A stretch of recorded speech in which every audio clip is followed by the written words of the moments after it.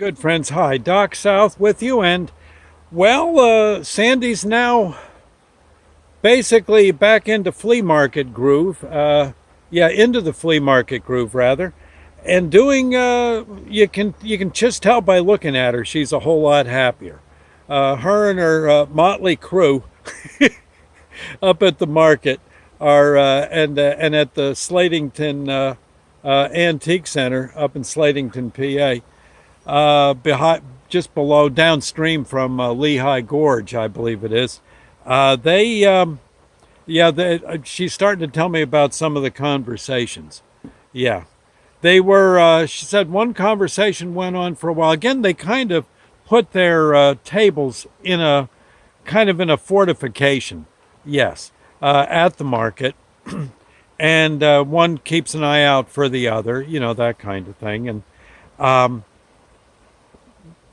keep an eye on, watch for shoplifters and all that. Back someone up if it's, if there's some serious haggling, that kind of thing. And but mostly it's a conversation, and I'd so like to be a part of this. Of course, I'm usually busy at the supermarket on Sunday, but it's I'd love to go someday. I think it'd be kind of fun, and be able to put a face on the stories I'm hearing. She said they must have talked for about a half hour the other day as to if you were going to make something out of chocolate, would you, and it was layered, be it a cake, a candy bar, a candy, whatever.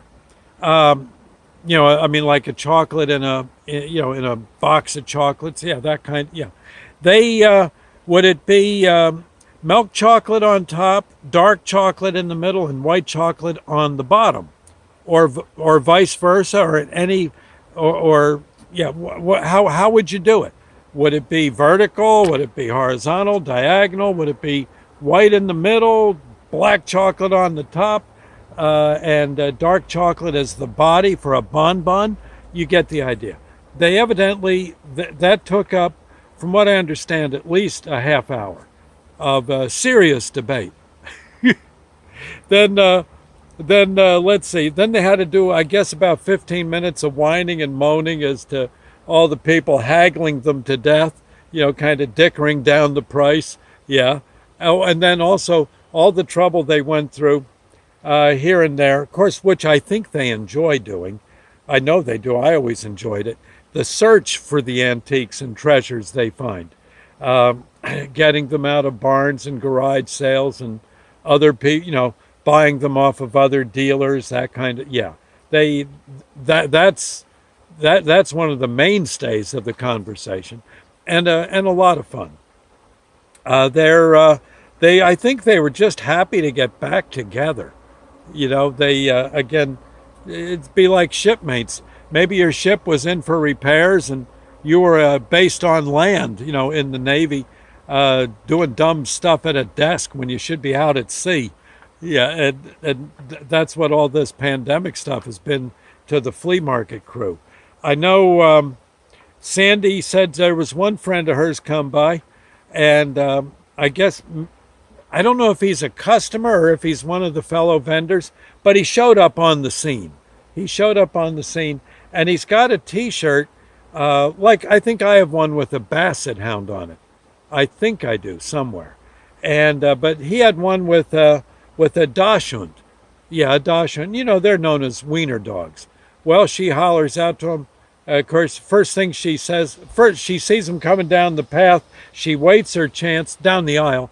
She waits her chance, and as soon as he gets close enough, and she's sure almost everyone's listening, she hollers to him, "Hey, there's a wiener on your shirt." And he looks and he says, "Well, darned if there isn't."